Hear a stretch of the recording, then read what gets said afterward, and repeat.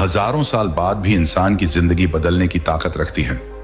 ये सिर्फ शब्द नहीं है, ये वो सत्य है जो आपके सोचने का तरीका बदल सकते हैं। अगर आपका मन हमेशा परेशान रहता है, अगर आप ओवर थिंकिंग और डर में जी रहे हैं, अगर आपको लगता है कि जिंदगी का कोई मतलब नहीं बचा, तो यह वीडियो आपके लिए है। इस वीडियो में आप सीखेंगे तनाव और चिंता को जड़ से खत्म करने का तरीका, मन को शांत और मजबूत कैसे बनाएं, और वर्तमान में जीने की असली कला। गौतम बुद्ध कहते थे, मनुष्य का सबसे बड़ा दुश्मन उसका अपना मन है और सबसे बड़ा मित्र भी। शायद यह वीडियो आपकी जिंदगी देखने का नजरिया हमेशा के लिए बदल दे। हम में से ज्यादातर लोग हर सुबह सिर्फ इसलिए उठते हैं क्योंकि अलार्म बजा है।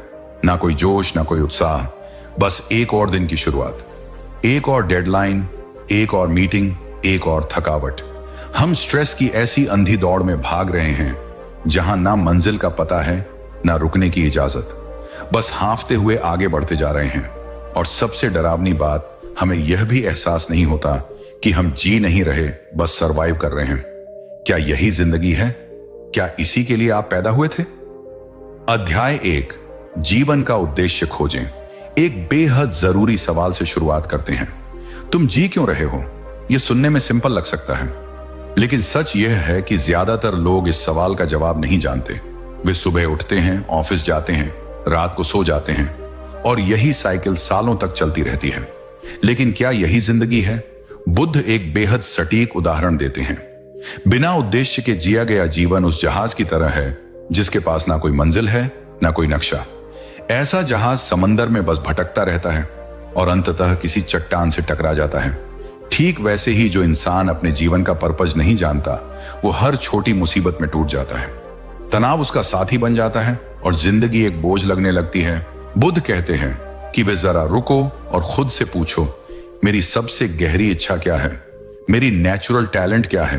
मेरी वैल्यूज क्या है? जब इन तीनों सवालों के जवाब एक बिंदु पर मिलते हैं, तो वहीं से जन्म होता है एक सच्चे लाइफ पर्पस का।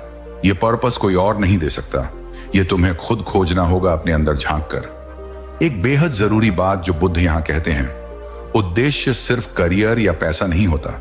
बहुत लोग सोचते हैं कि मुझे एक अच्छी जॉब मिल जाए बस, लेकिन बुद्ध कहते हैं कि एक संपूर्ण पर्पस में परिवार की खुशी, समाज के प्रति जिम्मेदारी और खुद का आत्म विकास तीनों शामिल होने चाहिए। जब इन सब का बैलेंस बनता है, तभी जीवन में असली संतुष्टि आती है। और सबसे इंस्पायरिंग बात, जब एक बार उद्देश्य मिल जाता है, तो जीवन की हर कठिनाई का रूप बदल जाता है। जो पहले ऑब्स्टकल लगती थी, वही अब एक सीढ़ी बन जाती है।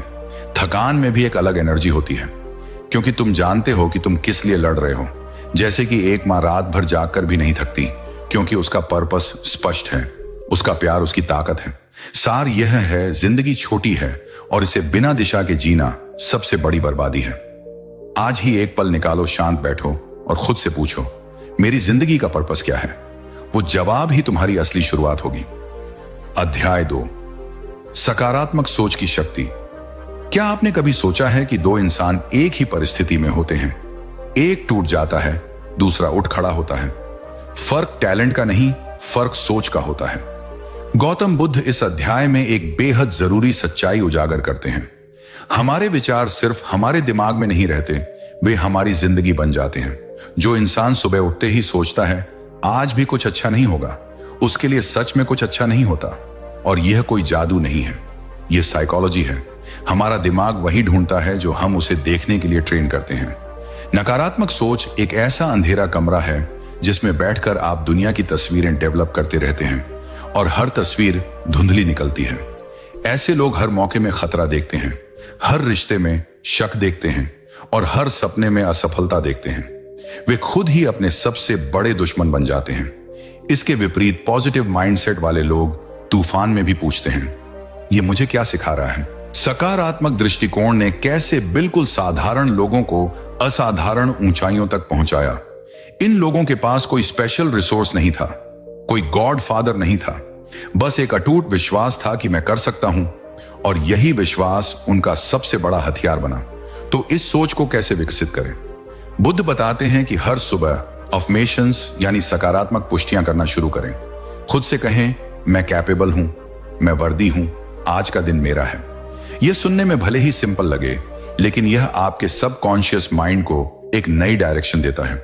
इसके साथ ही अपनी संगति पर ध्यान दें, क्योंकि जो लोग आपके आसपास हैं उनकी सोच धीरे धीरे आपकी सोच बन जाती है। टॉक्सिक नेगेटिविटी से दूर रहें, चाहे वह किसी इंसान से आए या सोशल मीडिया से। सबसे जरूरी बात जो बुद्ध कहते हैं वो ये है, सकारात्मकता कोई गिफ्ट नहीं है जो कुछ लकी लोगों को मिलती है। ये एक हैबिट है, एक स्किल है जिसे रोज अभ्यास करके निखारा जा सकता है। जिस तरह जिम जाने से बॉडी मजबूत होती है, उसी तरह सकारात्मक सोच के अभ्यास से आपका माइंड मजबूत होता है, और एक मजबूत माइंड वाला इंसान दुनिया की कोई भी परिस्थिति उसे नहीं तोड़ सकती।